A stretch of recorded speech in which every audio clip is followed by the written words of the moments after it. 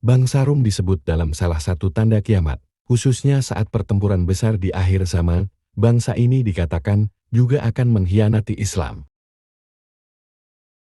Keberadaan bangsa Rum disebutkan dalam Al-Quran dan sejumlah hadits. Allah menurunkan satu surat yang membahas tentang bangsa ini, yakni surah ke-30 dalam urutan mushaf, Ar-Rum atau Romawi. Bangsa Rum dalam Al-Quran dan hadits.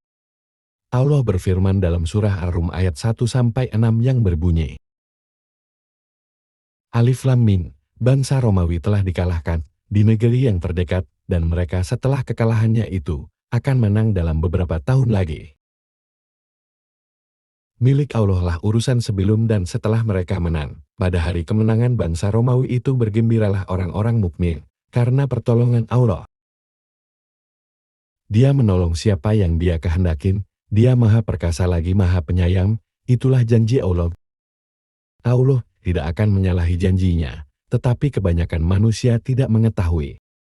Disebutkan dalam buku Ghulibat Ar-Rum Bizat Al-Qurun karya Mansur Abdul Hakim, para ahli tafsir mengatakan, penyebab Allah menurunkan ayat tersebut, karena bangsa Persia dan Romawi saat itu terlibat dalam peperangan sengit. Dalam pertempuran tersebut, orang-orang musyrik Arab berharap bangsa Persia berhasil mengalahkan bangsa Romawi, sedangkan umat Islam sangat berharap kemenangan bangsa Romawi atas bangsa Persia, karena mereka adalah ahli kitab. Alhasil pertempuran dimenangkan oleh bangsa Persia. Saat itu orang-orang musyrik bersuka cita dan umat Islam berduka.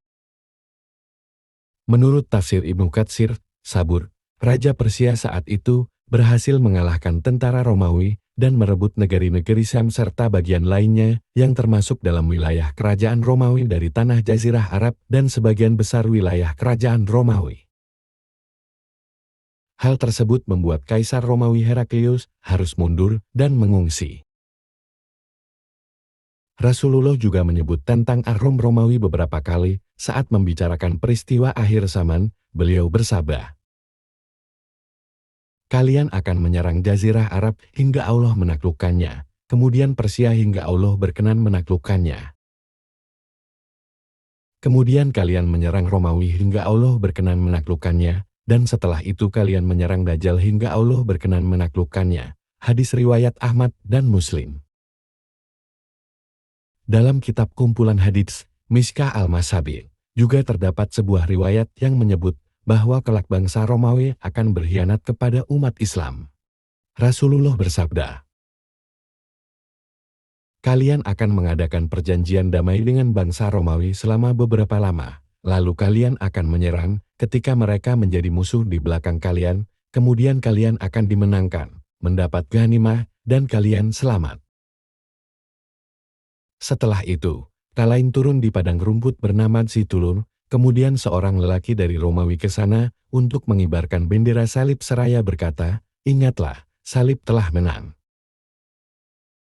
Mendengar seruan kaum salib tersebut, maka Muslim yang murka mendekati dan memukulnya membunuhnya. Ketika itulah, bangsa Romawi berkhianat dan bersiap-siap memobilisasi pasukannya sebagai persiapan pertempuran dahsyat. Lalu umat Islam mengobarkan perang melawan mereka hingga terjadi pertempuran dan Allah memuliakan golongan tersebut dengan kesyahidan. Menurut riwayat Abu Darda, tempat tinggal umat Islam dalam pertempuran dahsyat akhir zaman terletak di Al-Ghauta. Rasulullah bersabda, perkemahan pasukan umat Islam dalam pertempuran dahsyat nanti berada di Al-Ghauta. Di sana terdapat sebuah kota bernama Damaskus, yang merupakan tempat paling strategis di Syam. Dalam riwayat lain Rasulullah bersabda, pada saatnya nanti umat Islam akan terkepung di Madinah Al-Munawwarah, hingga mereka berada jauh dari benteng-benteng mereka di Silah, Sahih Al-Jami'. Silah dalam riwayat ini adalah sebuah tempat dekat Khaybar. Asal-usul bangsa Rum.